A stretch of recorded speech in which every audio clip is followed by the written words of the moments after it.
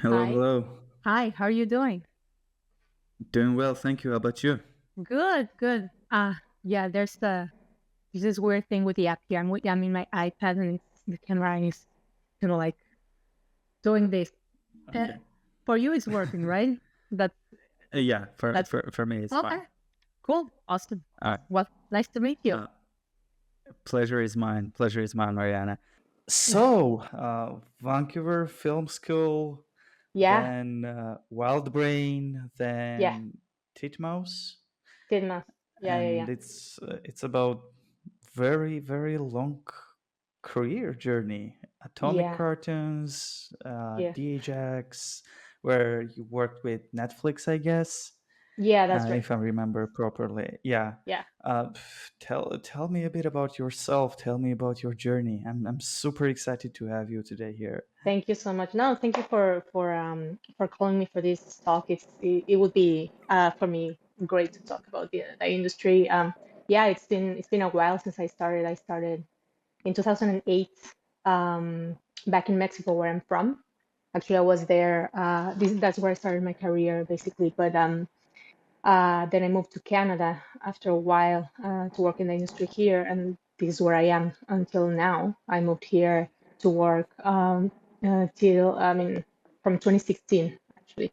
But yeah, I Okay. started in Mexico, and yeah, in a nutshell, just to start with the topic, I've always been interested in animation. Of course, since I was a child, it was tough to find somewhere back home in Mexico at that time to study animation in any way. Like it was something that was pretty kind of like unknown as a career. Like Hmm.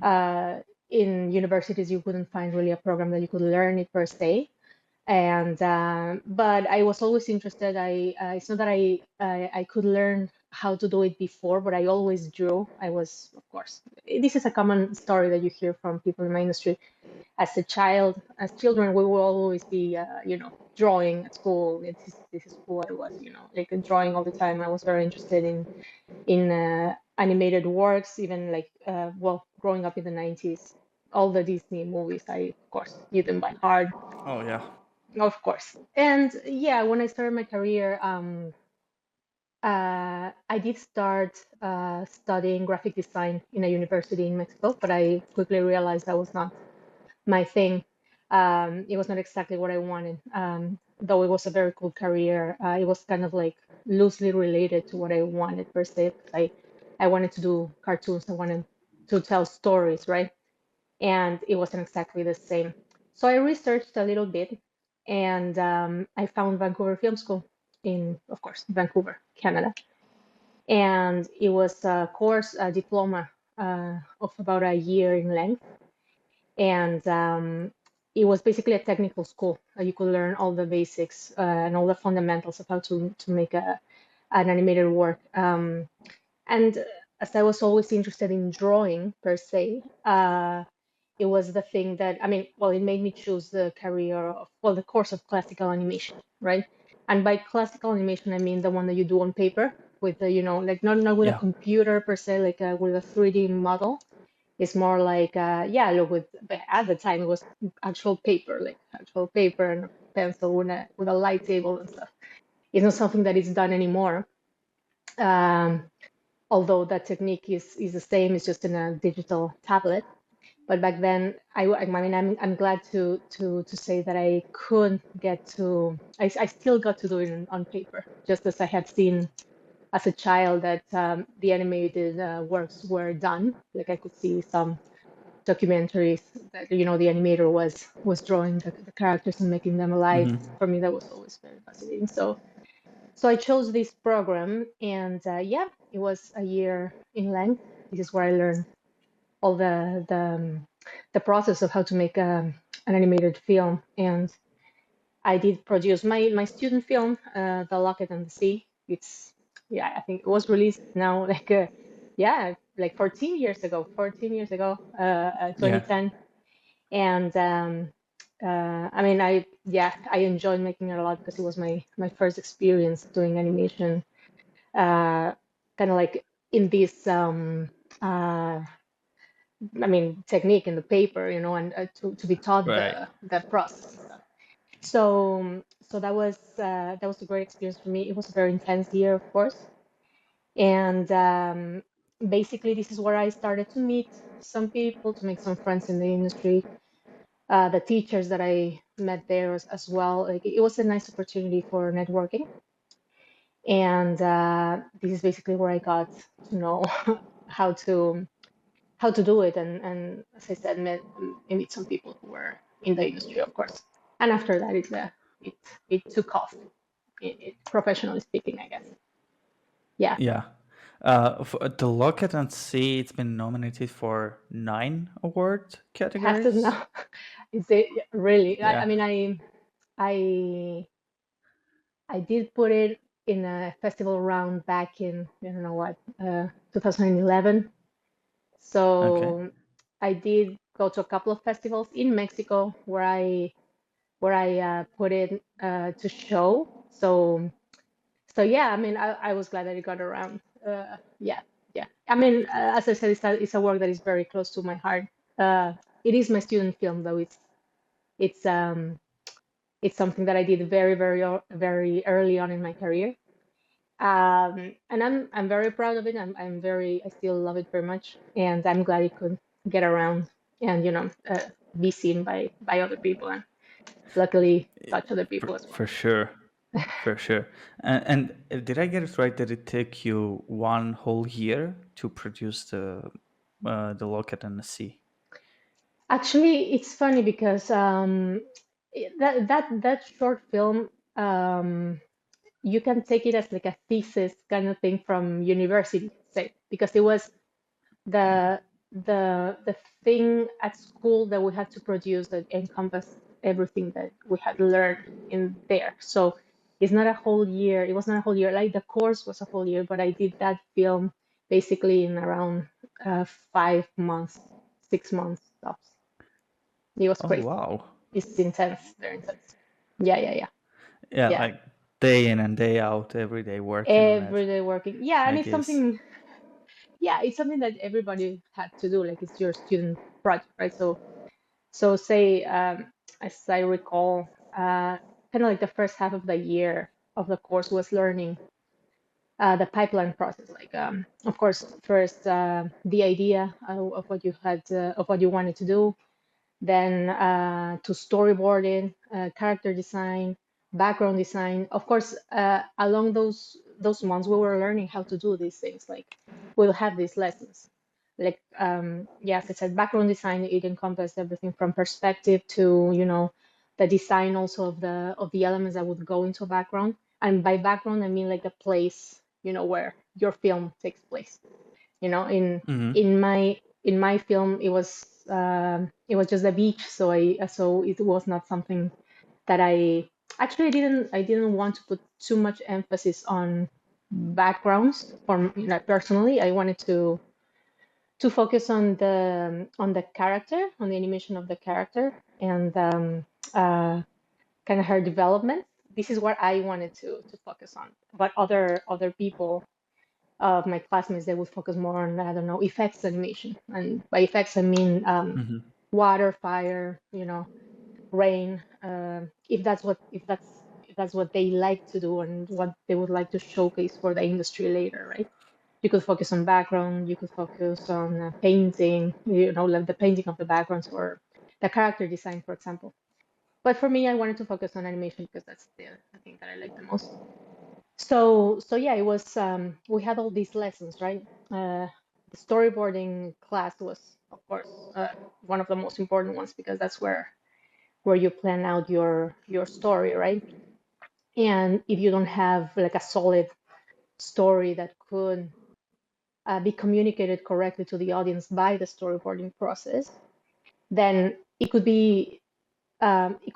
cause a different effect on the audience, like the way you tell it by the storyboarding, right?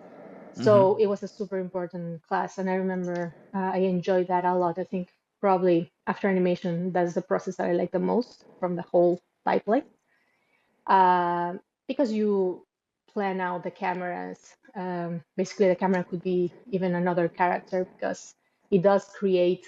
by several techniques, other effects on the audience's perception of what you're trying to say. Yes. So so so yeah, I mean, it was 6 months of those classes, and then you had to encompass everything you learned from that into your film. It was crazy intense. Yeah, it is intense, and I think this I guess the school was also trying to prepare students for the industry. The industry is intense as well. Could be very, very stressful. But yeah, to produce the film in that time was crazy, especially for, well, we were the students are usually young. They don't they haven't worked before for too long in the industry, if they have at all. So sometimes, and this definitely happened to me, they um, they want to be super ambitious on what they want to do in their film. And an important skill to learn that you learn later on through years in the industry is that it's better to be smart also. Less is more, like you could tell a very good thing with simpler elements. Like you don't need crazy shots and crowds of um, characters and super detailed designs that won't let you do what you actually want in the time that you have, because usually the time constrictions are very tight, right? So that did happen to me, of course. My first idea was to make a super detailed thing. Like I planned to color the character and to clean up the lines and stuff. And I remember my teacher, Karen J. Lloyd. She was my storyboarding teacher back then. I think she's still in the industry. She's a great storyboarder. And she told me, like, you are crazy. You can't finish this, because my film had a bunch of other elements as well. We had a lot of many more effects, animation. They had a whale, so I had to remove several of those things, and I chose a much simpler style for the character as well. Like the line is not cleaned up. It's just like a rough type of line, and it's all white. Because in the end, I realized, yeah, I have to focus only on the animation. I can't do all of this, you know. So, but I think, yeah, I was happy with the way it turned out in the end. Yeah, Wow. That's a crazy story back there. yeah, And it's a lot of work. it's only for a year, right? Did I get it right? It's just 1 year of education In that in school, yes. Vancouver. Yeah, yeah, yeah. In that Yeah. school, yes. It's like a technical school. You can Okay. find yeah, like a bachelor's degree in animation. There's universities like CalArts, California Institute of the Arts. It's even founded by Mm-hmm. by Disney, right? So it's a 4-year program. All other universities have this as well. Sheridan here in Canada. Yeah, there's several programs like this, but I just didn't have like the budget to go to a 4-year course, especially because I had started a career before, like a bachelor's degree in Mexico. I had already done a graphic design year. So like my parents were like, well, Okay. now you have to choose something, right? So I chose this. Yeah, and it's a funny thing, because in the industry, it really matters more what you can do in terms of your portfolio to get a job. You don't necessarily need a bachelor's degree. It's like you could have it, and if you don't have a strong portfolio, then you won't get hired. Like I know many very skilled animators who don't have education, like formal education at all. They are self-taught and everything, and they are amazing. Like it's not something that like it's not something that you necessarily have to have, like a formal thing, like a degree. Not really. Actually, as I Mm-hmm. said, the studios don't really, they will never ask Care you about, for yeah. a, no, they will never ask you for that. They will ask you for a portfolio. They will never ask you for like a diploma or a recognition from a university. That's the thing. So yeah, it was just a year. After that, I started working. Immediately. Kind of like immediately. I remember after finishing school, I went back to Mexico actually, because it was during those years, 2010, 2011. There was, well, the economic crisis of the 2008 was kind of having still the repercussions. The animation industry was going on a low point, so there was no work at all. I remember it was a very dry spell for a few years. I had to go back to Mexico just because of family reasons as well at the time. And I do remember though friends that I had made in Vancouver that stayed were like, yeah, but there's nothing, there's no projects to work on right now in the studios, right? So there was a few years where there was very little things to actually work on. And when I went back to Mexico, I mean, in Mexico it was a very kind of like the industry there was very very small, like super super small. So it's not that I could feel the crisis there that much. When I Hmm. went back, I started to work on advertising, on like mostly freelance gigs, advertising for agencies, for like I would do, the illustrated storyboards for TV commercials and everything, Yeah. until I I got a job in, well, Mexico. There's this studio, and at the time it was, I don't know, I think it still is one of the biggest ones. There's not many there, but I got to work on a very cool project there from Nickelodeon. It was the first one that the studio in Mexico got from like a studio in the US like this. And yeah, it was a small team that, uh, that director back then, a very good friend of mine, had put together, that he called several animators in Mexico that could create a team for this project. And it was a very cool experience. It was, as I said, it was for Nickelodeon. Its name is Pig Goat Banana Cricket. It's not super well known. I think from even from the, like, something happened there from Nickelodeon as well. But we did some episodes in Mexico, and it was a great experience because it was kind of like a hybrid type of animation with Nickelodeon characters. And yeah, it was great, and especially because it was from a big studio. Like, of course, everybody had grown up at least knowing of Nickelodeon cartoons, so we were pretty excited to Yeah, work for there. sure. Yeah, so it was great. I think I stayed there for about 2 years Oh before wow. coming to Canada. Yeah, yeah, yeah. Yeah, it was Before it come was good. before coming back, yeah. Yeah, And what's the situation right now in Mexico? Is it still small market? not really. No, not really. I think it's growing steadily. Uh, but yeah, back then it was very small. As I said, that was the only kind of like show of that caliber Yeah. that had happened then. But now there's a very cool studio. It's a small independent studio that I really admire. They are called Los Viva Calavera. They are producing a show that is amazing. I'm very proud to hear of people in Mexico that are creating these things. It's for Cartoon Network. So no, it's definitely bigger. It's definitely bigger now.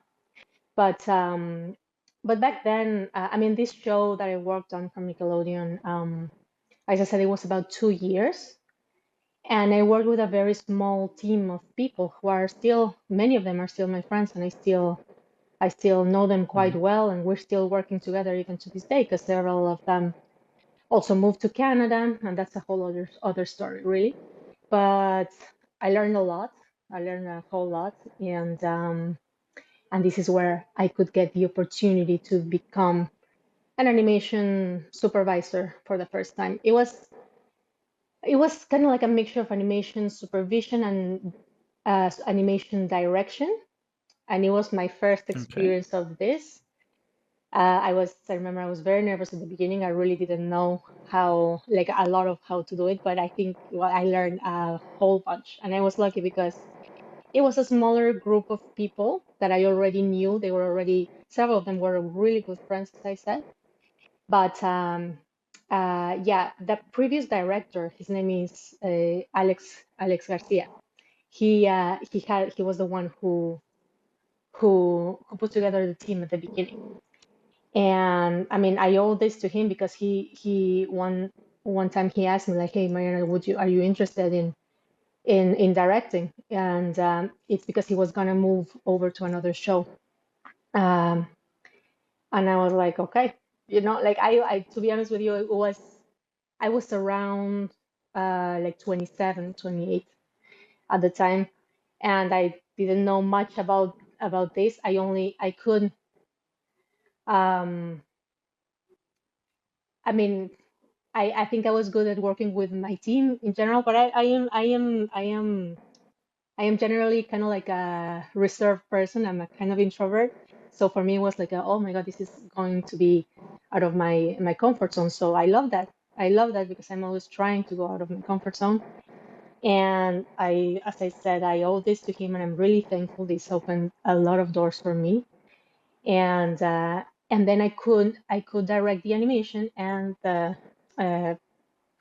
and guide my teammates to produce um, the standard of quality that was needed for this project Yeah. and for several episodes. So that was definitely something that was like I felt unprepared, but in a good way. Like this is an opportunity to, as I said, get out of your comfort zone. And I was like, yeah, I was very nervous, but I did, and it was great. I discovered definitely several things about myself there too, and how to kind of like try to get the strengths of each individual person uh, out as much as possible. Like, oh, this person is really good at this person is really good at that, and kind of like put them together and motivate them too, because that's a huge thing in the industry. It's so stressful that because I've been in this position to be supervised and directed and be stressed about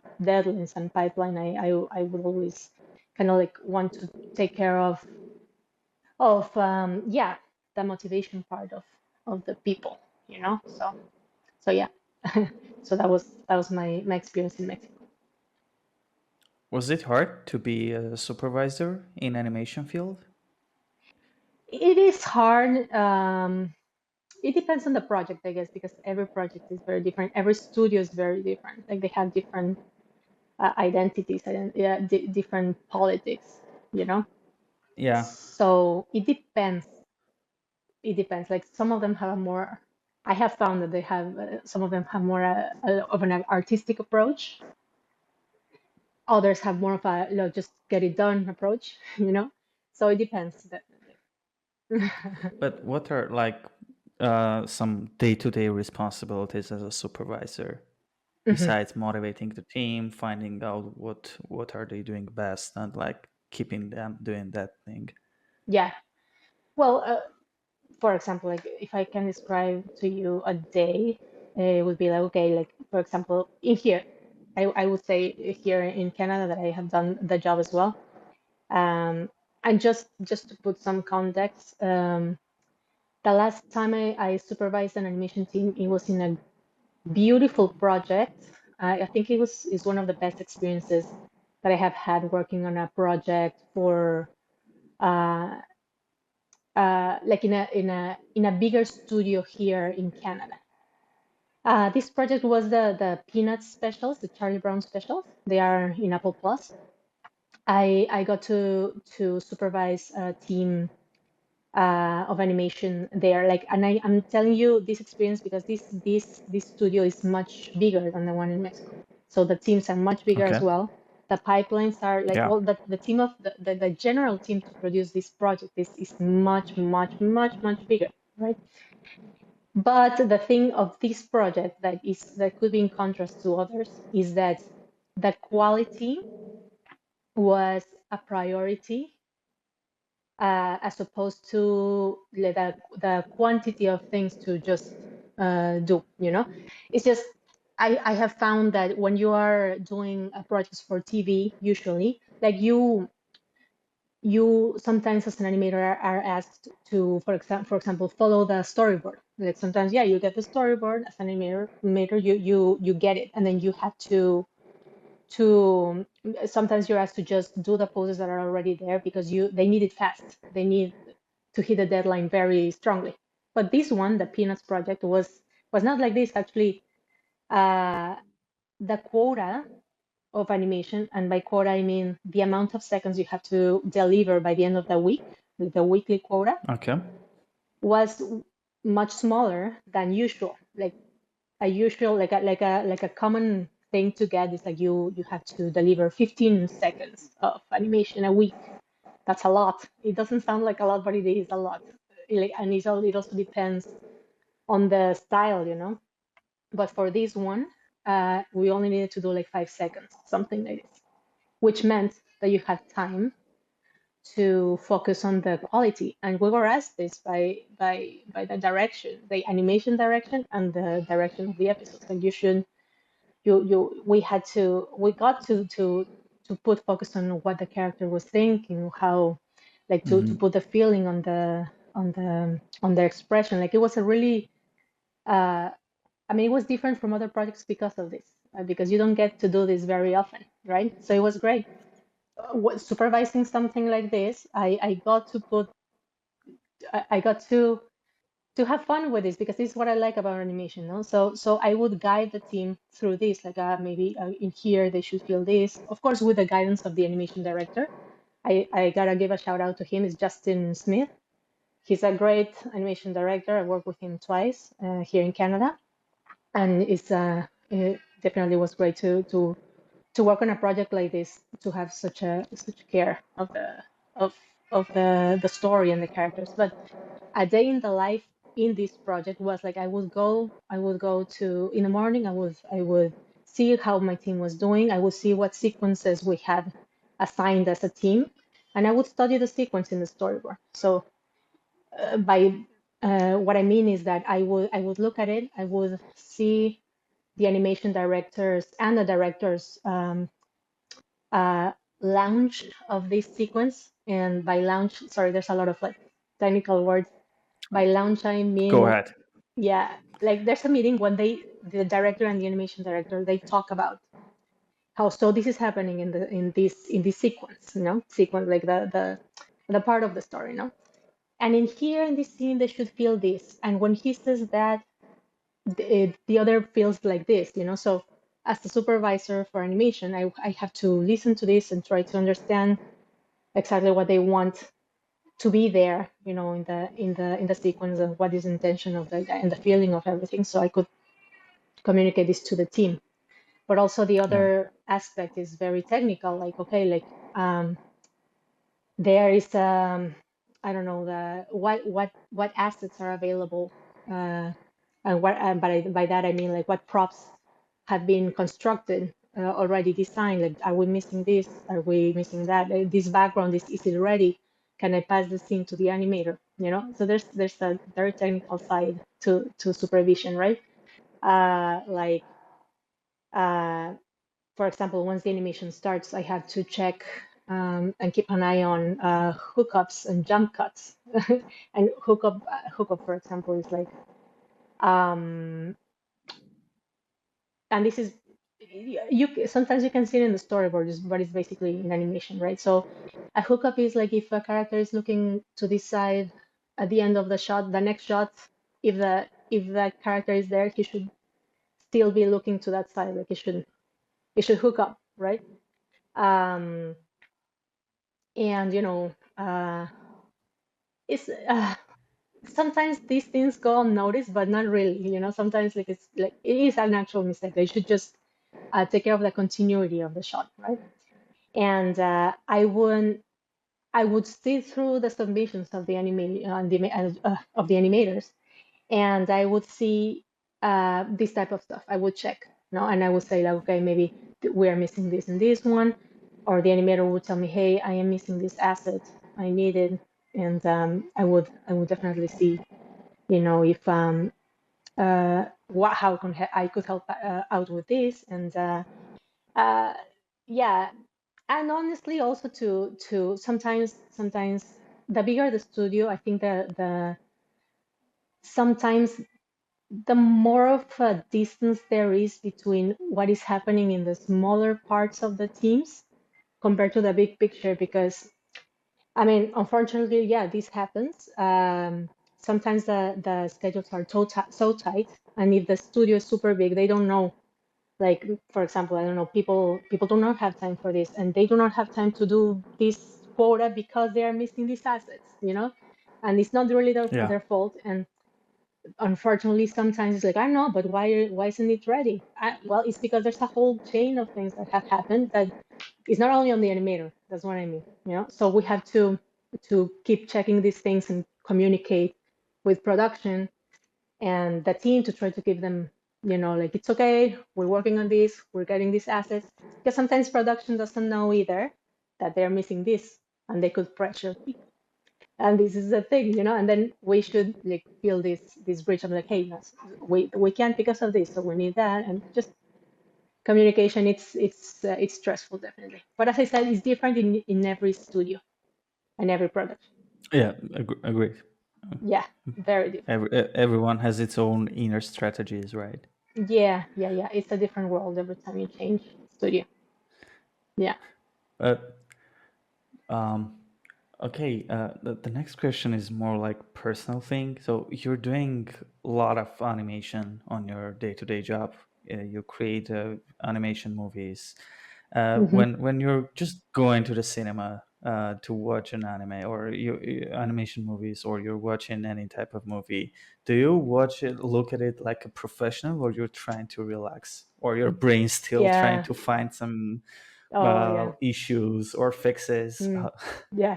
It's funny. It's funny because it's definitely even like an inside joke in the industry, because it's like you cannot help but look at the technical things that you like. If you go to the movies just to relax, you cannot help to not notice. It's like, then you start to think about, oh, but they could do this like this, or I don't know if that animation is that good, or oh my God, this is incredible. I personally try to go like, oh no, I'm just relaxing here. Let's enter in the story. And sometimes I'm very like I succeed, but some other times not. But I guess, you know what, I think a good story is it could be as powerful as to make you not think about that, and just to feel what the the message of the story, or the what's happening inside the story. Sometimes, like, if it's so good and it makes you forget, I think for me it's like, wow, I found something. I didn't even notice everything else. I just felt like everything that it wanted to communicate. So I guess for me, that could totally distract me. I could get lost on a shot or on a story like this. But yeah, it's hard. It's hard to differentiate both. It's definitely hard. When was the last time you feel that type of joy uh, about that was like so great, everything, the storytelling and etc.? What was Yeah. the movie or animation series that gives you that goosebumps? Well, it comes to mind a movie, actually. It was a few years ago. It is an anime movie. It's called Your Name, and Hmm. it is a romantic, powerful story. But the thing is that there was this sequence that uh, it was a mixture of the music, the storyboard, the colors, like the visuals, and the animation. I think everything came together. Like, I completely lost myself in this shot, because it's a beautiful, like, it was very well planned to mount into a feeling, like it's a whole sequence that all the elements came together. And I think it was by the end of the movie. I remember this sequence very, very much because it made me completely lost in there. It's called Your Name. Your Name. It's beautiful. It's absolutely beautiful. Like, and I love to find these works that actually make me forget how I would do this. It's just, you just feeling, which is, it is great. I think that would be that. Yeah, Right. yeah, definitely. What are your thoughts about Hayao Miyazaki? Yeah. He's a super director, Oh and yeah, he's like an he's a godfather legend. of the animes. Yeah. Yeah, no, he has Uh, influenced a bunch of stuff, and I admire his work a lot. I think he has a very, like, his work ethic has allowed him to do astounding things too. I know his storyboards, all of his movies, right?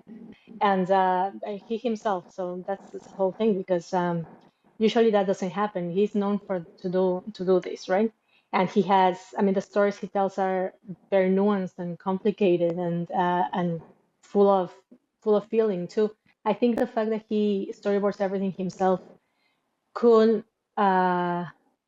I don't know, gives him the trademark. Sometimes actually I have found that the movies are very, very long. And I think it's because he does that everything himself too. Because I think I have, I mean, there's um,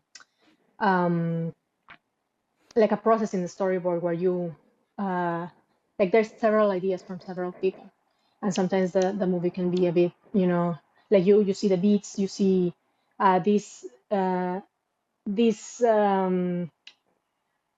beat in the story works like this visually because of how it's storyboarded and how it's constructed, like visually speaking, the Yeah. whole visual map, right?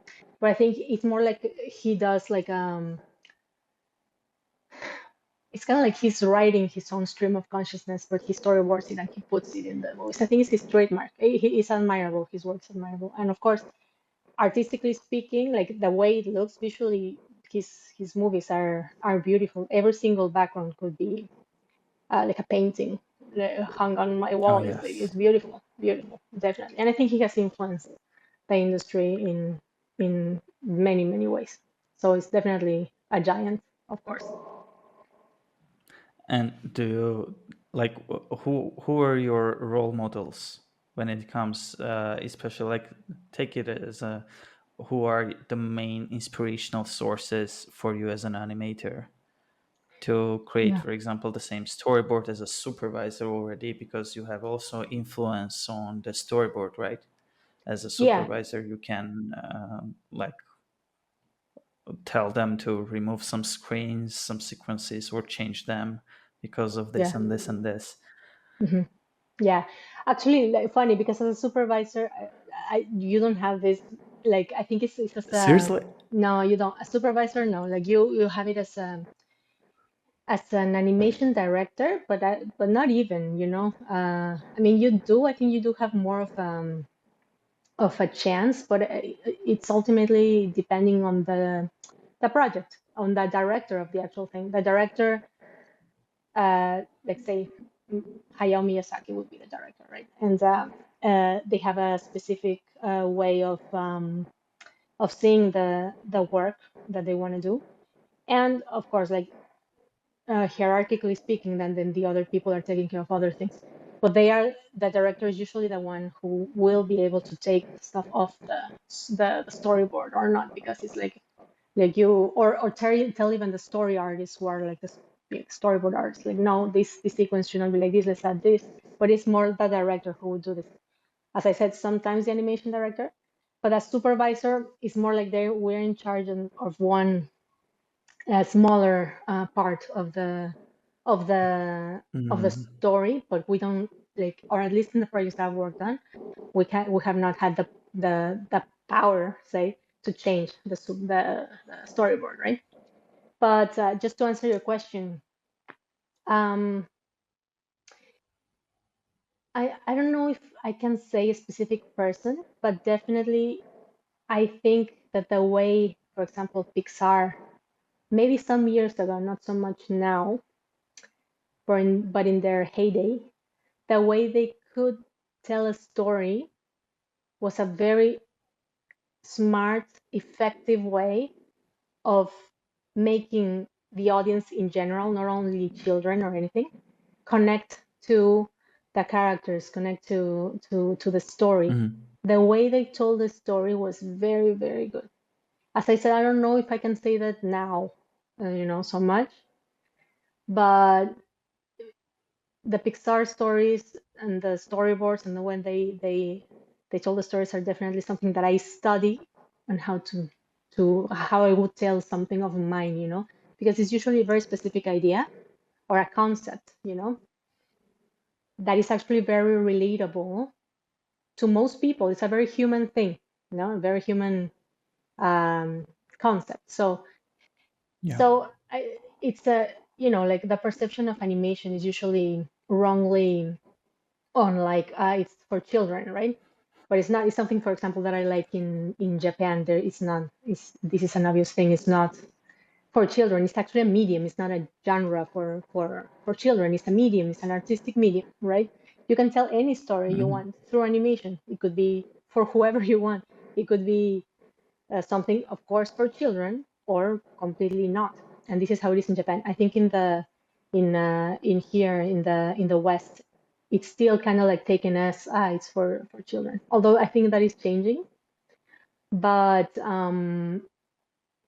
But yeah, as I said, the I think if back in the day when people would bring their children to watch a Pixar movie, they would find that they could connect to the characters very, very much into what they are feeling and what that situation, because it's a very universal thing, you know, and it's usually very concise. Like the way they tell the story is concise and as I said, relatable, and it does create certain feelings on everybody. So I would look up to this.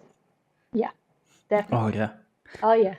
I grew up watching like the very first movies of Disney, Oh like yeah. Mulan, Lion King, etc. They're like Ah, of course. classical things. Of Like, course, of course. Oh yeah. That The Lion King for me is a treasure. I think that's what started me on animation. So yeah, yeah, so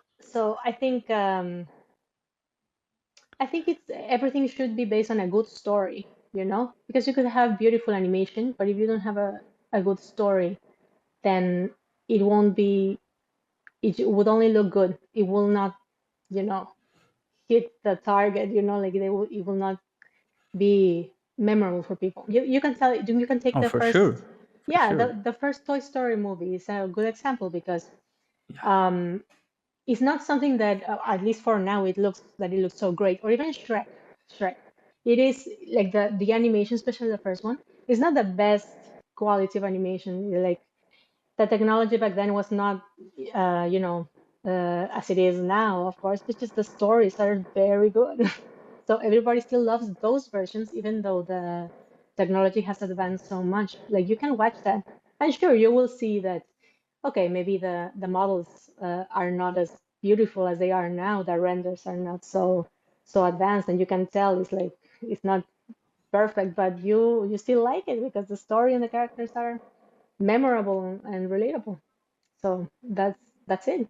Yeah, Oh, great. Oh, 100%. yeah, yeah. And it pains me a lot when I saw these new remakes and remasters of the old animation I movies. know. Yeah, I don't think this is. I don't know why they're doing this. For me, like I go like, but I'm not even gonna get close to this, and I am sorry because yeah, you know, back then, 90s, I don't know, Disney was wow. But now, I don't know. Yeah, it's not.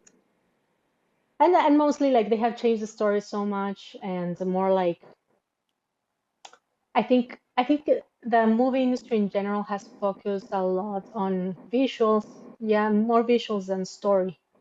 So it could look beautiful, right? It looks astounding. Like there's so many the technology is so high right now that you can do basically anything you want. But it's right for me like it doesn't touch me anymore, like I'm not like wow, like it looks good, but Yeah, you there know, is no soul there, you know. no, not at all. It does pain me too. It's something that is a trending topic in the industry as well, of course. And I think it's this, I don't know if it's like an explosion of technology and hey, this is what I can do, look at it, but there's no soul to it, right? There's no, I think the story has been overlooked. The story, the character have been overlooked for this type of things that yes, now it can be done almost anything, right? And it's something that it does worry us to happen with AI that is, you know, in so Oh yeah. like in the rising, right? Which is it's definitely scary, definitely scary. And But as a but professional, what are your thoughts about it? Like, I think, does it actually help you? mhm. Look, I haven't actually used it that much yet. You know, I think it was a very fast-paced, you know, rise. Like it was in a very short time that we could see that it could do so many things. And I think it will definitely be getting bigger and bigger, right? And look, I don't know, to tell you the truth, I still don't know what to think. I do think, though, that while it might be useful for several things, for example, for, I don't know, brainstorming, if you want like an idea or something like this, uh,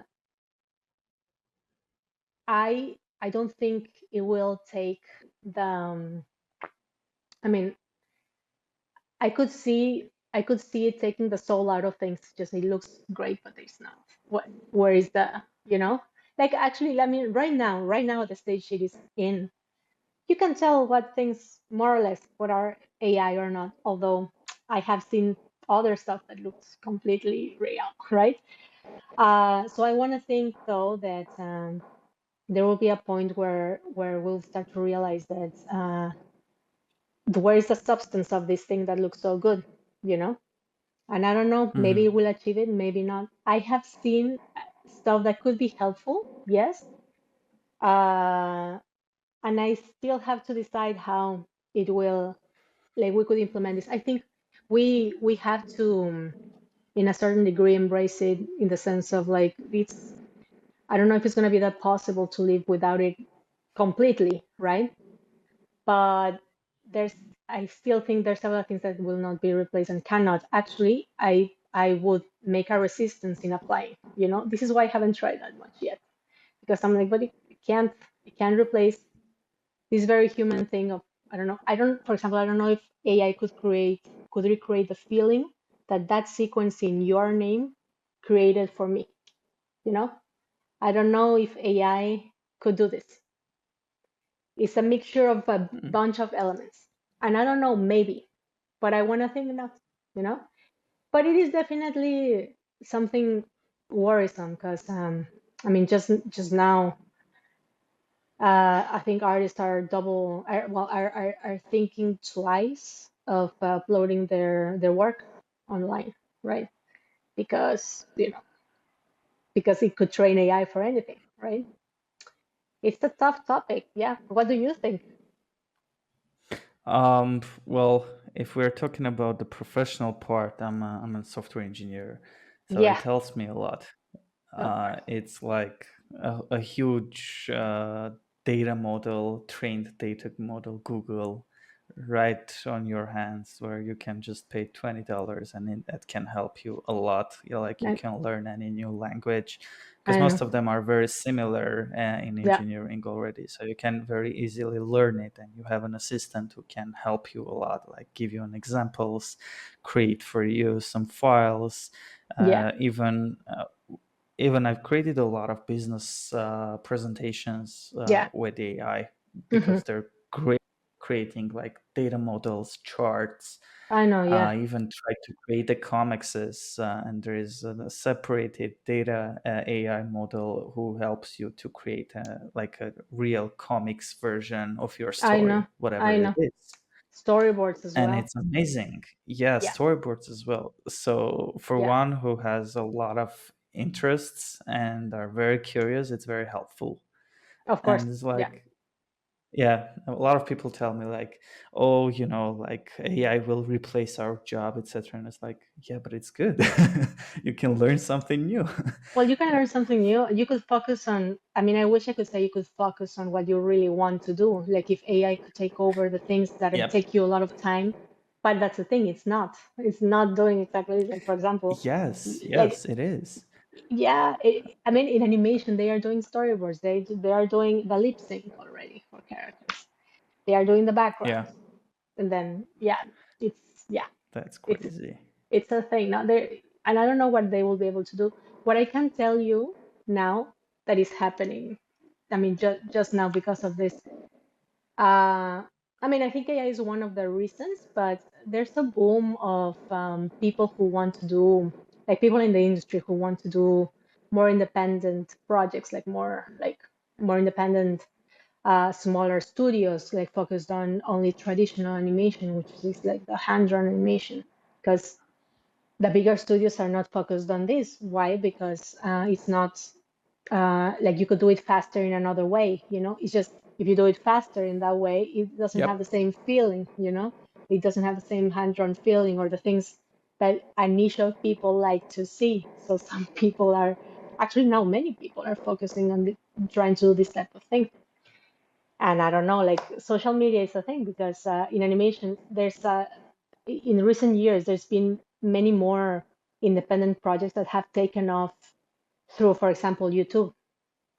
And there's someone who makes their independent Right. story, puts it on YouTube, and then it gets so much attention then that they can actually get to have the resources to for it to become a serialized thing, and it's famous Yep. and it's very readable. So, but yeah, And AI, they can yeah, use AI to help them, and they can exactly. use it like to cover some parts that they do not know, or like there is a complicated part. For example, lip sync is. I know that lip sync is very tough one. It depends on Uh, the style, but yeah, it could be. yeah. It could be. Yeah, yeah, yeah. I mean, and lip sync, I mean, it's not really a problem in animation, or I haven't found, but in different languages, I don't know. Apparently, Yeah. now Could be. AI can make you in live action speak in another language with the correct lip sync, right? Yes. It's crazy. Right. Yeah. Right. So I know that Unreal Engine has it like back in 3 years before even AI has been a popular thing. Unreal Engine announced their new meta-human model where you yeah, can easily scan your face and it's super realistic. You can do whatever you want. Like it's rigged. Lip sync is working perfectly. You can yeah, create your own 3D model and do whatever you want, and it's like takeover it is immediately. A crazy. lot of studios, even movie studios, if I'm not wrong, correct me if I'm wrong. A lot of studios jump up and start using Unreal Engine instead of Yeah. any other things because of the capabilities. Yep, yep. And there was even a strike about it in like last Yes, year. Of course, yeah, yes, because yes. they And want now another to. one starts. Yeah, that is Uh, not great news for animation industry. It was not great news for us for the past year. Actually, what happened there is that, yeah, I mean, because of course the writers were striking because AI was taking, well, it was one of the reasons, right? Also the streaming wars and stuff, like the streaming services yeah, and, so yeah, because AI can actually write scripts, and why would the studios hire a whole team of writers, you know, to write a series if AI could do it? Maybe they could hire them, like the humans, for like freelancing and stuff, like for like yeah. You like can just a have period of like time. Hmm. you can have two script writers, couple of engineers. You can create your own data model based on all your past scripts, Hmm. and that's it. And that's the thing, yeah. And then the writers who have been in the industry for years have, of course, lost their benefits, their stable livelihood, basically. So this is what they were Um, striking for. yeah, but Yeah, like people are going to watch movies because they know the writers or yeah. directors or the actors. They're not going to watch like artificial movies That's or what we animations think most of the too. time. Most of the time, Yeah. that's what we think too. And this is what they were striking for too. It's like, no, you need us, right? So I think, yeah, and this is my hope too. Like people will want to watch something with substance. Let's see if AI can create something with substance. I don't know. Maybe. I don't know. Hopefully not. I don't know. The thing is that, yeah, they were striking for this, and a bunch of shows got their green lights, canceled or something, so they weren't started, Mhm. and there was a lack of projects as well. The animation industry also goes kind of like this. It has a cycle. So back when Yeah. I was starting my career, it was in a low turn. It came high again. There was a bunch of, for example, during the pandemic, there was a boom of of stuff to do because, and this is actually something that has, I think, had an effect on just right now. The industry is in a bit of a crisis. Like seeing a downturn again, it will go back up again. Let's see what happens with AI. But yeah, during the pandemic, it was a boom of stuff because, yeah, since people would not be able to get together to film, then there was a lot of animated content being produced. Mhm. And since animation can be done like actually a new model of working. Kind of like, I don't know if he was born with this, but it definitely became bigger and stronger. Like we could go work from home. Like right now, animated productions are done Yeah. with people all over the world. Like one production can have people from, I mean, it depends, right? But many parts, many different parts of the world. Right now, um, we are working for Vancouver, but we're in Toronto. That's now there's people in Mexico, in Brazil, in Europe working for a project, for example, Canada or Yeah. for Canada to Europe and stuff. And it's something that was like I haven't actually worked in the studio for I don't know 4 years now since the pandemic because they closed the studio, but we could all work from home. It was a curious thing. Like right now, if I go to the studio, I Mm. would feel very nostalgic and actually great because like yeah, we're back in the studio. But it also has had its benefits, I guess. But yeah, I mean, for me, it's amazing that you can work with so many people around the world as well. Yes, Uh, it's yeah, perfect.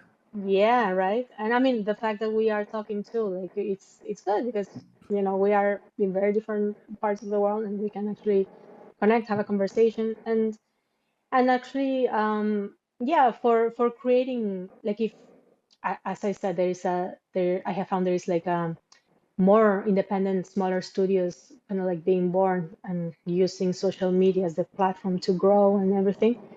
And I think you can work with other people anywhere you want in your studio like this, very easily now. So, so it's definitely a new world from what I experienced at the beginning of my career in animation, right? It's tough though. It's a tough Yeah. industry. It's a very Yeah, unstable it is. industry. Very unstable. I don't know about yours, but like man, it is. We love it. We're all here because of it, but it is unstable, but it's also exciting because you can propose things to happen. You can create your own things, which is good. Agreed. From my side, I can tell that like it's not that much stormy industry. Hmm. As an engineer, you have your job most of the time when you're working with the projects. It's well for me basically it's like a long-term projects most of the time, Hmm. like at least year or two, Yeah. where you're Yeah. sitting there and building the whole architecture and etc etc. And Right. it's hard to replace someone when you're working with the startup and you're creating the whole core of the architecture of the logic Yeah. for the application or something else. So for that part, yeah, it is. And at the same time, the AI brings this new trend where people would rather hire medium plus level Hmm. developer, for example. Like there is no junior developer anymore in the industry. That's the thing. Yeah. Yeah. Yeah. That's the thing. But Yeah, it's tough because because for the juniors you have AI. exactly. And then, but it's tough because then how would you start?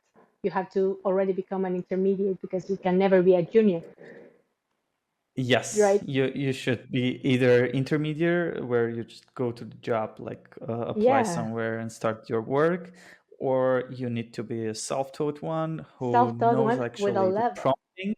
Yeah. Yeah, if you know a proper prompting, if you know how to have a conversation with AI, it's already like plus 500 XPs to you to get a Yeah. job, Oh yeah. I because think that's where everything is going. everyone knows, yeah, everyone knows that there is an AI, everyone is using them, everyone has a lot of questions because Hmm. that's like that's the type of the work, right? Yeah. Yeah. You're always working with a different logic, you're always creating something new, and it's natural to have a lot of questions. And if you know how to have a conversation with AI, you can easily find your answers and learn something and just Of move course. forward. Yeah. Of course. Of course. And I think this is what I meant when I was saying like there has to be like we have to implement it in some way, of course, because then I think we would fall behind. Yeah, we have to Yeah. adapt it. For sure, for sure. Yeah, because I mean, in your example, like if you are junior, like if you're starting, you cannot have experience, professional experience, because nobody would hire you. No So way. you have to work double hard to just learn and become super good so you can like go to a mid-level thing. It's crazy. Yeah, yeah, yeah, yeah. I mean, Yeah. and I wouldn't doubt that this creates new new ways of tackling things that we don't know yet. So in that way, it's interesting. It's just I think it's a funny time to to experience. You know, definitely with this. Yeah, to The, live. oh yeah, it's a very funny time to be alive. Like, there's some things happening in humanity that are like super strong. You know, like this. So yeah, I mean, yeah. they're completely off topic. I don't even want to start that one. Yeah, yeah, yeah, yeah. Probably better not, but I mean, Yeah. it's a funny time, definitely. I think I don't know if I could call this a transition time. You know, because people sometimes compare this AI thing with the Industrial Revolution. I don't think it's exactly the same, but Yep. kind of. But it's crazy. Yeah, it's different. It's gonna change a lot, and it is scary in a way, exciting in another, kind of to see what's gonna happen. But yeah, I think, I mean, at least in the animation industry, I think, I mean, as I was saying, yeah, it is kind of like it's been a tough couple of years for the animation industry because yeah, it's kind of like in a crisis thing. And as I said, it happens about every 10, 15 years. In my experience, because I started in 2008, it has happened. Well, this is the Hmm. second time, right? Yeah. Uh, it picked up. Like this is, and people in the industry who are older than me that have many more years than I do say that, no, that it happens. But I think this time, yeah, the AI and the strikes and the streaming wars, because also the way animation is presented is not the same. I mean, TV doesn't really exist anymore. It's all about streaming services, right? Hmm. And I don't know if you think like this, but for me, sometimes when I find so much content everywhere, like Netflix Prime, you know, Apple, I don't have time to watch everything, you know. I don't have Yeah. I don't have time. Like even if I It's too am, much. you know, it's a lot of options. It's a lot of options. And sometimes the shows are canceled super quickly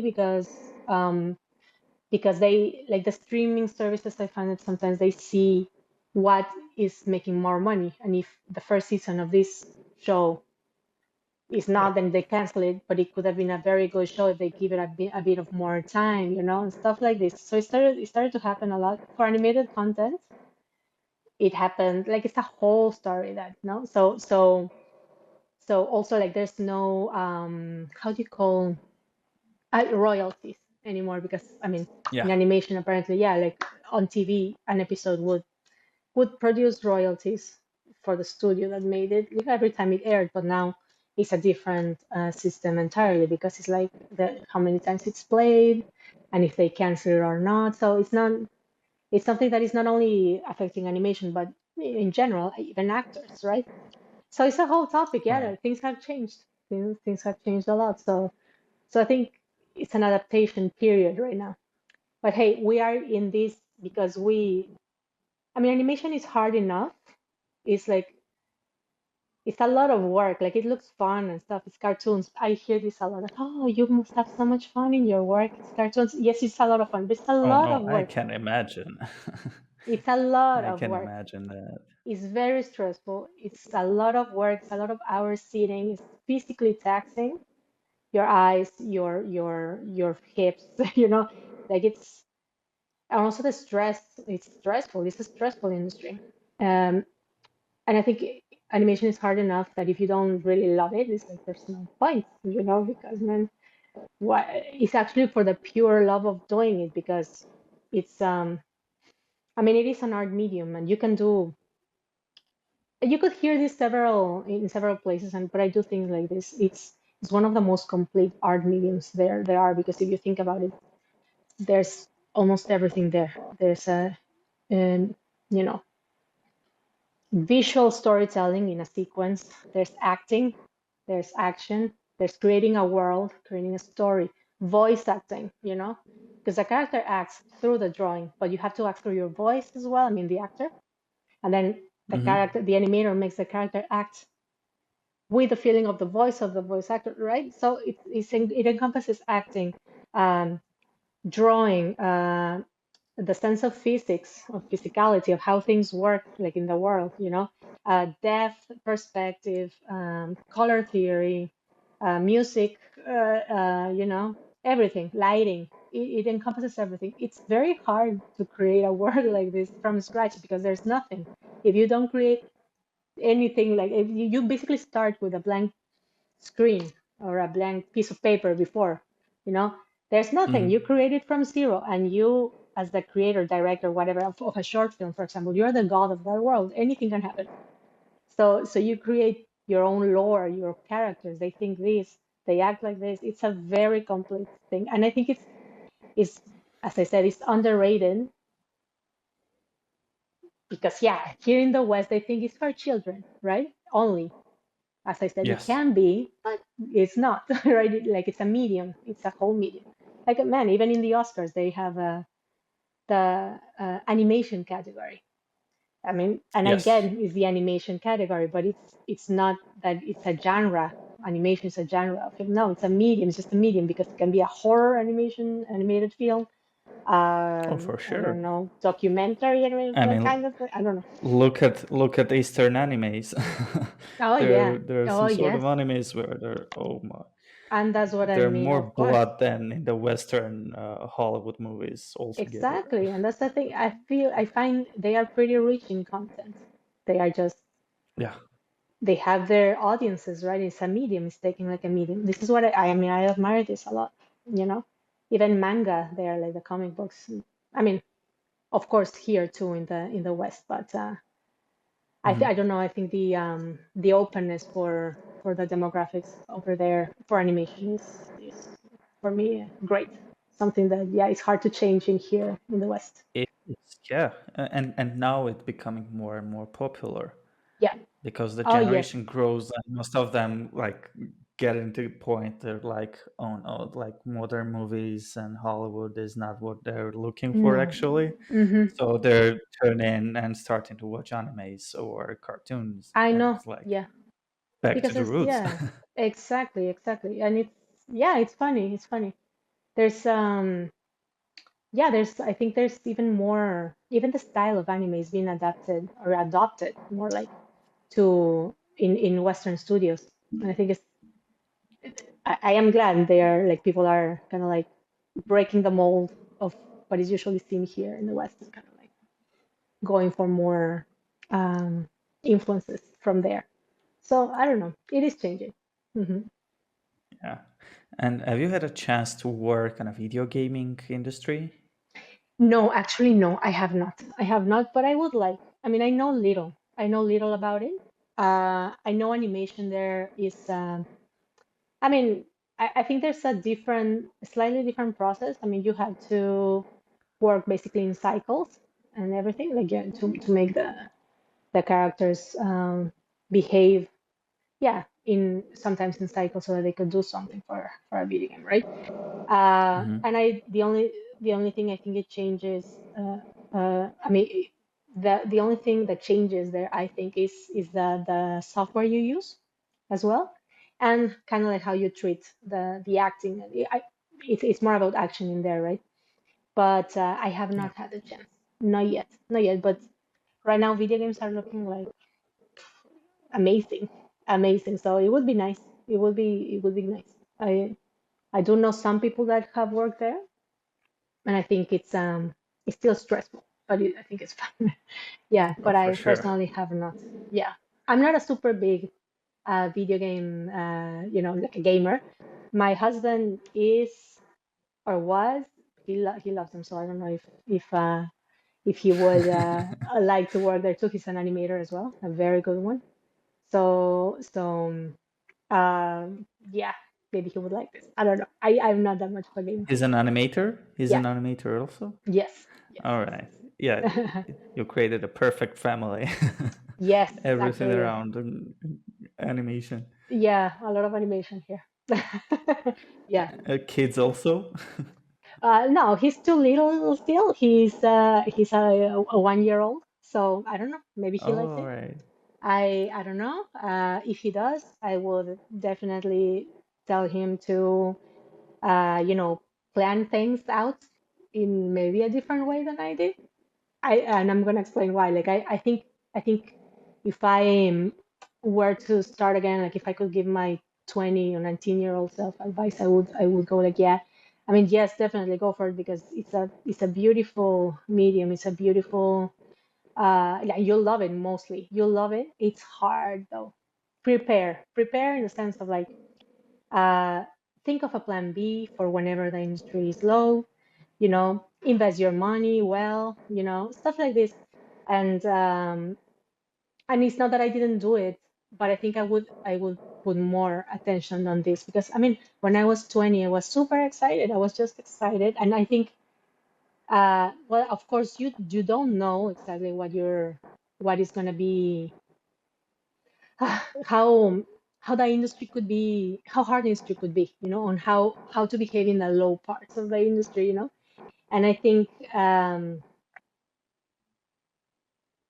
think I would tell myself this type of advice, or even or my kid if he lets it, because maybe not, maybe he maybe he likes to be, I don't know, an engineer, I don't know, something. I Yeah. don't know if I don't know what how AI will be, but maybe he'll create something new. I don't know. But yes, we're a family into animation, definitely. Yeah, All right. yeah. And how your animation skills evolved over the years? Well, what was like? Is there like a standard stack of tools and concepts that you're using daily basis into the animation? I would Because say, yeah, yeah, I'm asking because like you change a lot of hats. Like when I was looking over your LinkedIn profile, you've been 2D animator, then of course a lot of animation supervisor, then 2D traditional animator, yeah, then rough animator, then traditional animator again. yeah, So it's quite interesting. Uh, yeah. It's basically, I mean, there's a lot of words to explain. Yeah, traditional animation basically means like it's kind of like an up in the air term because usually it refer to you like to you animating on paper, by drawing. Because yes. right now it's much more common because of the pace of the shows on the pipelines of productions now. Like it sometimes it's so fast that you cannot afford to, just draw everything because it takes a lot of time. So, especially in Hmm. bigger studios, there's a technique which is like actually improving and improving and improving from when I started. It's called cutout animation, which is a lot of shows are made like this, and it is basically a character that is rigged, but it's flat. It's not like a 3D rig. That's different. Uh, Say, for example, a very rough example of cutout animation would be South Park. In South Park, you see the pieces, there's a head, Yes. and Yeah, so, I got it. and it's called cutout because there's pieces like cutouts, and then you just move. But right now, like the rigs are so sophisticated with software that is used in the industry, like Toon Boom, for example, Toon Boom Harmony. The rigs have so many notes of deformation for the lines and everything that it looks incredibly smooth. Like South Park would be a very, very, very rough example for this. Um, Many shows are made like this. Do you know the show? Just mostly all of them. The Peanut specials that I worked on, they are completely cut out animation. They are Yeah. very, very, very organic because because I think it's becoming increasingly more and more nuanced, this technique, right? So this is what I mean between like cutout and traditional technique. Traditional is more like the drawing, but I would say rough animation when I am drawing as well. But it's just like for some projects they ask you for. It's a bit strange, but like they ask you for the rough animation, which is like as the name says, well, rough. The line is rough. The line is like kind of like what I did in my short film. Like the line is very rough. It's kind of dirty, but it passes the feeling, right? This is usually the line that you use when you're just focusing on the movement. Then there's a process called cleanup or tie down. When the line is Hmm. more cleaned up. So when I say rough, I'm just doing the rough line. When I say traditional, it's more like I'm doing the process of tie down as well. And but basically, um, I would say that because it's more common to do a cutout technique, many shows are done like this. I have tried actively to look for traditional projects and traditional by meaning drawing by hand because that's what I like. There's a lot of animators who love this technique because it's a very manual kind of like thing. It's different than to handle a rig because you are not drawing. If you like to draw, well, you prefer this, and it's the principles are the same. It's just you're just drawing, and Yeah. uh, and I actively look for this type of opportunities because it's not common anymore. That's the thing. They are not common because shows and movies are not done like this anymore. The movies, the features are mainly 3D, and many Hmm. shows are in cutout, right? Beautiful cutout though. That is just a different technique. You can do amazing things. It's just that you are not drawing, right? So as I said, the principles are the same, but yeah, it's just I actively look for these projects, right? So, for example, at DHX Media, I worked on a show for Netflix called Carmen San Diego, right? It's Yes. Yes. the new version of that. I only did the rough animation because in this pipeline, like we would be a team of rough animators who just did the drawings, the rough drawings with just uh, the main shapes of the character, focused on the movement. That's it. There was another team that would focus more on placing a rig on top of the drawings because the final look, I don't know if you have seen more or less how it looks like this version on Netflix. It is very graphic. It has, you can see the pieces, the head, So there was a rig uh, done in Adobe Flash actually, and so there was another team who placed the rig on top of the rough animation to make it look like how it does now. So, but Wow. that's another thing. Yeah, yeah. It's as I said, it's a different world. Every project's a different world, very different. Like in the Snoopy ones, we didn't have to do that. Yeah, it was just. I mean, you can do a rough, but you can animate straight from the rig Hmm. if it's kind of like an acting shot or something. And it also depends on the person.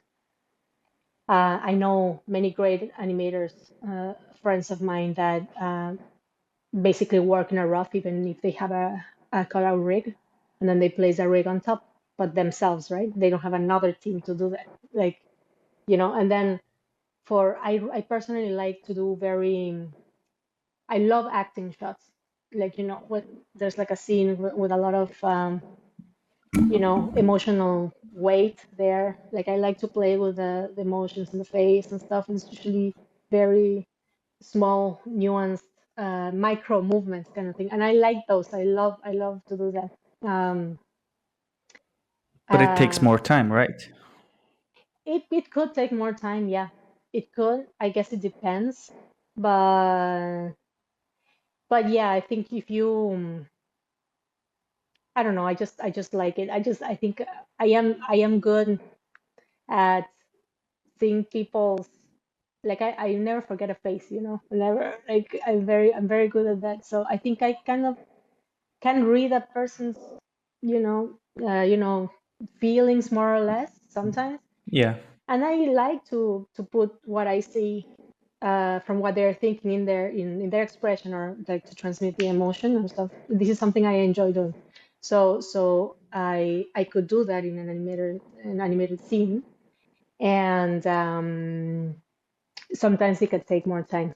Yeah, yeah, and it is definitely something that, for example, uh, I guess the approach, yeah, could be different from an acting shot to an action shot. Action shots are beautiful.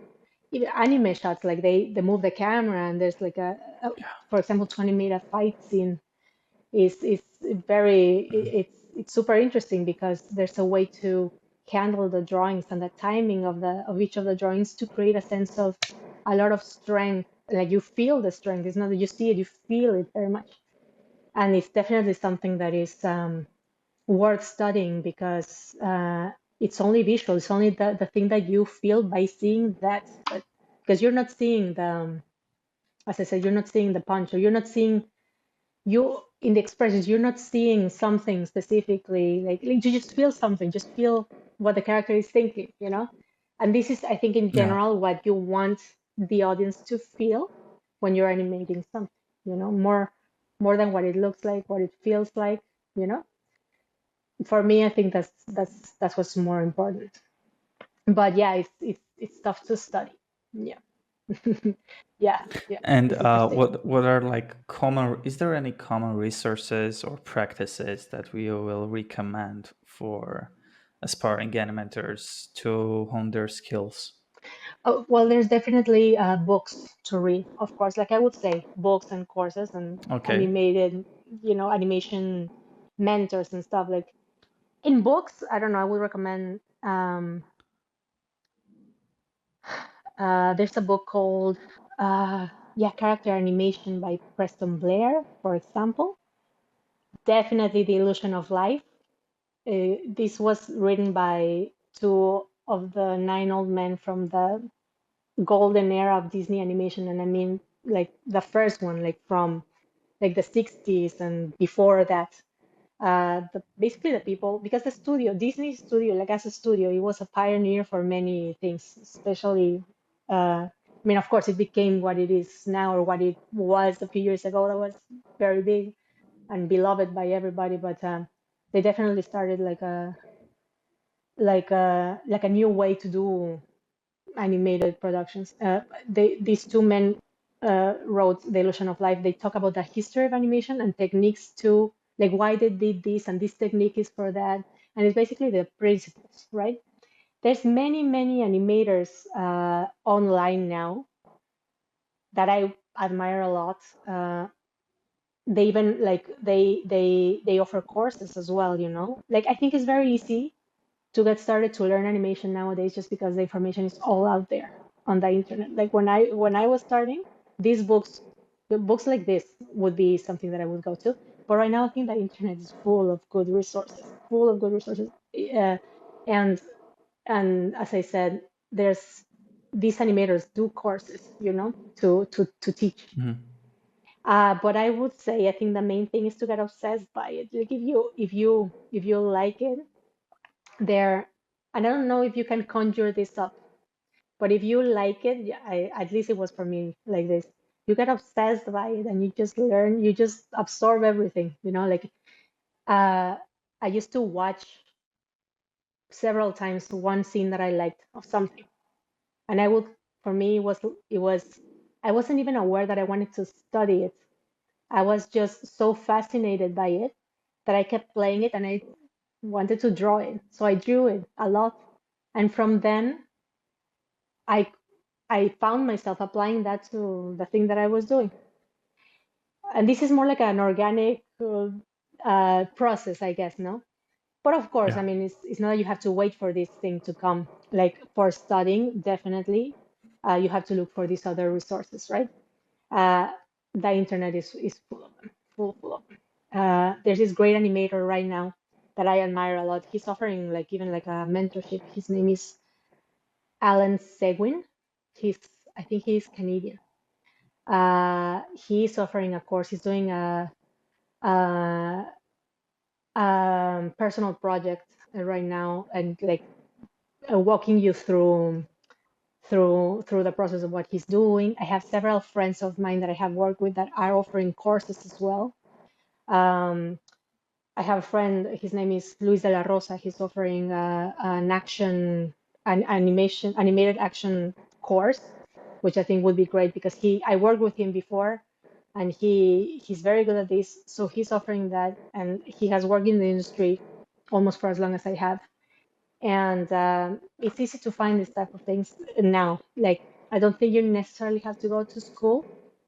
If you want, you could, but it's not completely necessary. There's a lot of information out there. And if you, and I'm guessing if you want to animate, it's because you really like it, because it's hard enough. But yeah, Oh basically. yeah, I can imagine that. Oh Can yeah, you send me the of book course. names I will and send. also your friends' Of course. courses? So I'll put it in Yes. the description. Maybe someone need it. Oh, of course, I will. Definitely. I will send these resources for you. Yeah, it's kind of hard Oh, to, yeah, like perfect. written down, yeah, so that people can see. Yeah, no, Yeah, of course. yeah. Yeah, yeah, yeah, definitely. I think, yeah, it's nice to live in this era where it's so available too. So it's nice. Oh, Yeah, ah, it's crazy. yeah. Um, wow. Yeah, I mean, it's good. It's good also to. I mean, I have found that social media also allows you to see different styles, different influences. Like you can do research now by going there. I wouldn't say that it replaces actually going to a place and get inspired by the actual place or the actual Hmm. show or the actual things, but it's definitely easier to get information now, as we all know. And yeah, and also, I mean, to create your own things as well through the internet. I think it's also something that is more open as well, because yes, as I said, there's several animated productions now that started by someone doing, something that they really liked, putting it on YouTube, and then it grew and grew and grew in popularity until it became an actual show that, I don't know, Prime paid for to actually to to buy and stream there. So in this way, the industry has changed. It has, like, these resources have become Yeah. available. So yeah, and let's see what happens in the future too with AI and everything. So yeah, it's as I said, a I fun time. know that's one example. Couple of years ago, maybe 3, 4 years ago, this one guy who created cinematic movie on YouTube. Hmm. It was one of the Games Workshop series called Warhammer. So Warhammer. he created about 15 minutes of 3D animation, the whole cinematic scenes. And after Yeah. it came out, like 3 parts, it was, yeah, I think it was 3 part. And after third part, the show stops. He didn't continue it, and he was doing it all alone, like the By lightning, himself, 3D of course. modeling, yes, sound design, everything. Hmm. And they just hired him Yeah, of like a course. full Yep. time, gave him immediately a lead role. Yeah. Wow. And See? Yeah. yeah, Just by it putting was yourself out there. crazy. Yeah, Exactly. Yeah. This is something that is happening now. It's something that before was not possible, right? But it's this is what I mean of, like, okay, if you like something and you get obsessed enough to produce all of that yourself and you put it out there, yeah. chances are, someone will see you, and you get hired. But I think, have you seen the latest Spider-Man animated movies? They're beautiful, Oh, for beautiful. sure. Yeah, They're beautiful. amazing. They are, yeah, there's 2D animated parts of this, and I think there's a Lego part. This Yeah, Lego part, I think it was that the animator is actually a very young person. I think he's a child, like 14 years old or something. He did an wow. animation and posted it, and he got hired. I think if I'm correct, this is what happened. I don't know if he's that young, maybe a little bit older, but I do know that it was like this. Like, he just posted the stuff there, and then he got noticed. So it's something important to do that is happening now. But for artists, like, what are the main platforms in terms of social media that you need to post all your Ah, projects or examples?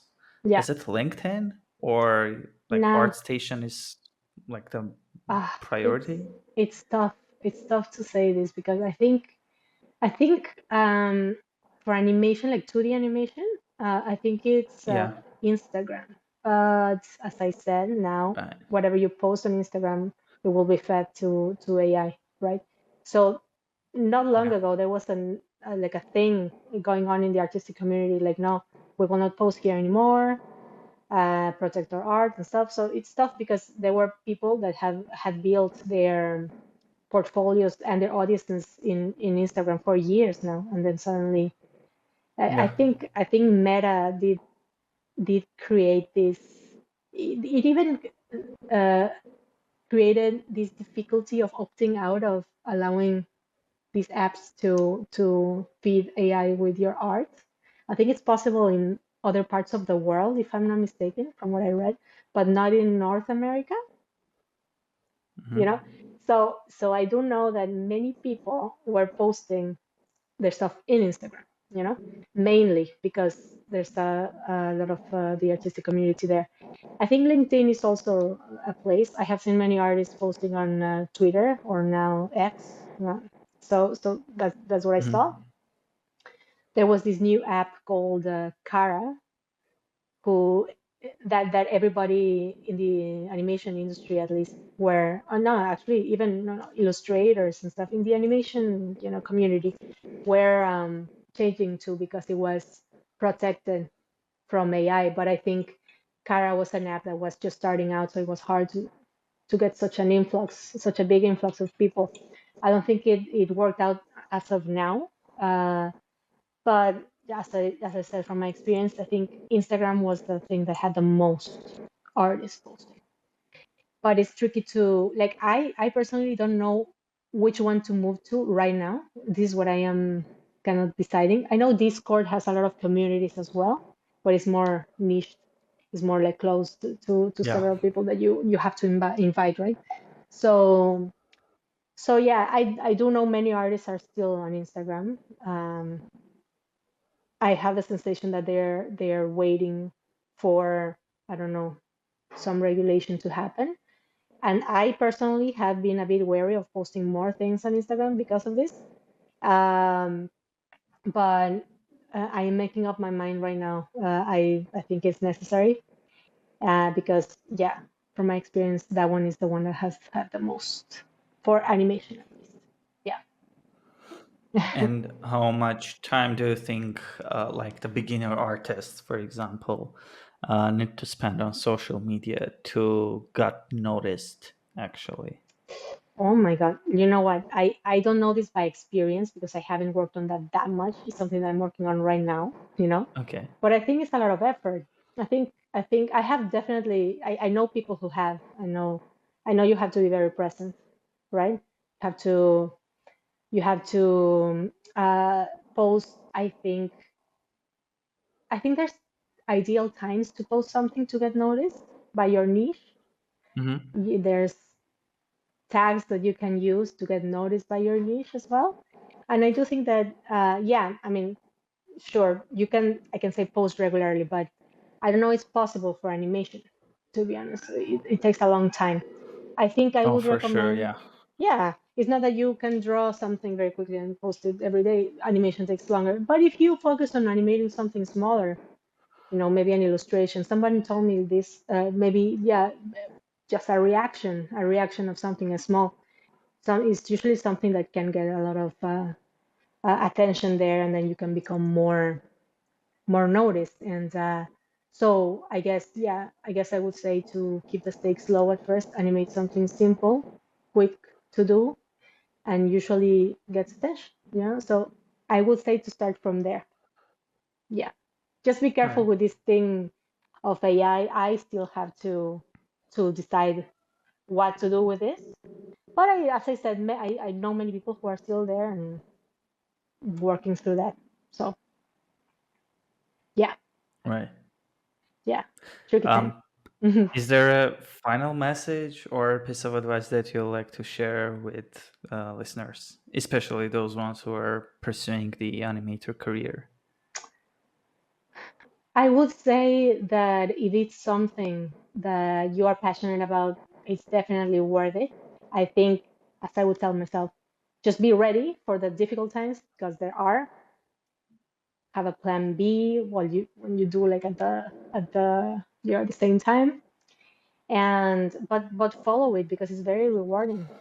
Try to see what you can use in like nowadays, what will help you create the things that you want. And if you like, I mean, take advantage of the exposure that you could get also from the new technology, and play around a lot.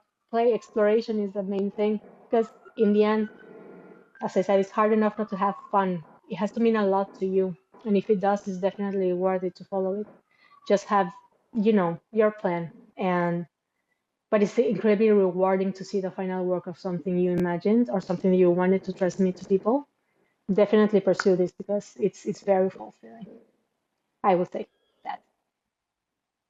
Wow. Yeah. Okay. Uh, I'm not gonna do an animator job for sure. It's I tough. have enough stress already. Uh-huh. It's stressful. It's stressful. Yeah, I'm not gonna sugarcoat that. It's hard enough. That's why I have to love it. Super, super love it. So yeah, Yeah. yeah. It should be like a super passion thing for Oh you to yeah. jump on, I It guess. has to. It has to be. Yes, it's an unstable industry, but as I said, it's very fulfilling to see your art kind of getting to other people. So it's definitely worth it. And yeah, yeah. I think that's what I would say. Well, thank you very much for your time. Thank you. I know No, it's it was already great. 1.5 hour plus something, so I Yeah. don't want to like take more of you. Don't worry. No, thank um, you. Thank you so much for inviting me. And this is a great thing you're doing, it's a to pleasure. know about the other industries and everything. So yeah, it was a very nice time talking. Oh, it's all pleasure is mine, honestly. Thank It's you. my own unique way to ask a lot of dummy questions and get an answer about No, different it's industries. perfect. Of course. Oh my God, I think it's a great idea. It's a great idea, actually. I am very curious, so I think this is a great way to learn about everything that's going on, right? Oh From yeah, people for sure. who do many different things. So thank you. Thank you very much.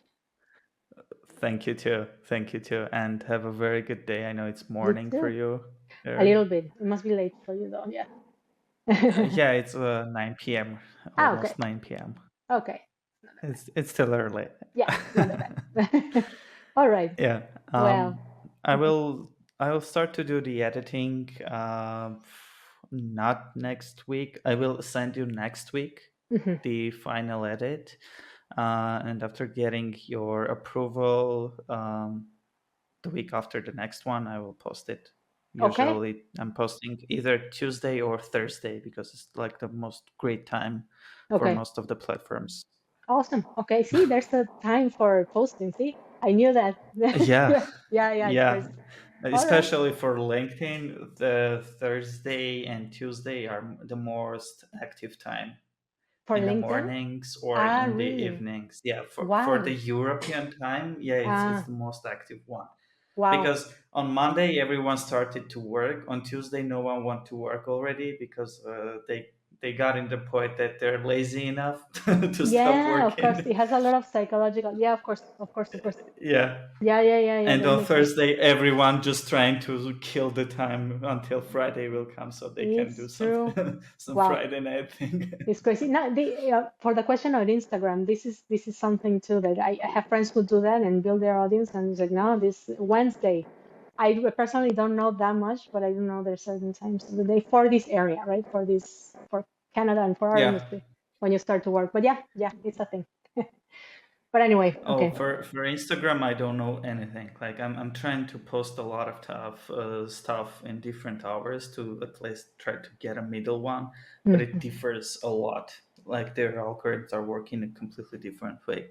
Totally. For LinkedIn, also, yeah, like it's a total disaster. Yeah. You can start to learn the algorithm. You will start to feel that you know how it's working, and they will change it completely. Okay. Yeah, yeah. No, no, for So for yeah, sure. I think Instagram is like this from what I hear. It's tricky, yeah, but it's fun. it's tricky. But anyway, yeah. Well, thank you, and let me know if those pictures work for you. I can send you more. I don't have many actually. I should, but yeah, I can. Let me No, know. I had a couple of them. Yeah, a Okay. couple of them will work perfectly. So Awesome. if I if I think we will need. I will try to like. I'm posting the main stuff, like the full video and the podcast platforms, of course, then shorts, and then I'm trying to cut down for like 20-15 minute episodes, like Hmm. small episodes. Depends on the topic most of the time. Yeah, If AI helped me a lot for this. of It course. just Yeah. doing an overall. It's like taking an overall audio, doing a research on TikTok, Instagram, YouTube, saying what type of topics are more famous at the moment in terms Uh, of the accessibility and stuff. So This if the topic is accessible, so I'm taking the whole part and uploading it separately. this is crazy. What is it that you use for this? What is it's It's AI, called no? But it's Opus. uh-huh. Yeah, it's an AI. It's called Opus.pro. Okay. I think I heard of this. Okay. Yeah, yeah, yeah, Yeah, yeah. it creates for you a lot of stuff. It creates shorts, and Yeah, for yeah. each short, it tells the credibility. And Hmm. based on that, you can like This already is start crazy. to figure Okay. out. This could be very useful for animation too. But yeah, anyway, whole other topic. Thank you. I won't take more of your Yeah, time either. And yeah, well, yeah, let me know if you need anything else and stuff. Yeah. sure thing, sure All right. thing. Thank you Yeah. very much, and have a Thank good you. day. You too. Bye bye. Bye bye.